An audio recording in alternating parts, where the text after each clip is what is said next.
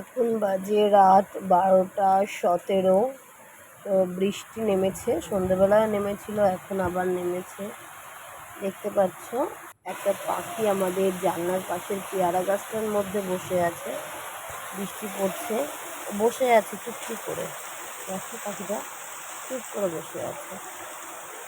বাইরে বৃষ্টি হচ্ছে, তো গাছের নিচেই বসা, ওর গায়ে জল পড়ছে না, পাতাগুলো ডালটা আছে ওর মাথার উপরে।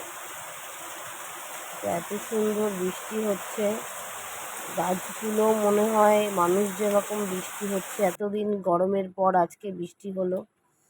মানুষ যেমন স্বস্তি পেয়েছে এত গরমের পর বৃষ্টিটা পেয়ে, গাছও মনে হয় সেরকম একটু স্বস্তি পেয়েছে বৃষ্টিটা পেয়ে।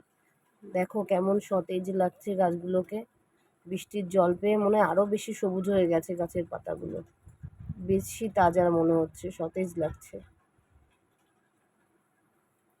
পাখিটা একদম নড়ছে না, ওখানে চুপটি করে বসে আছে।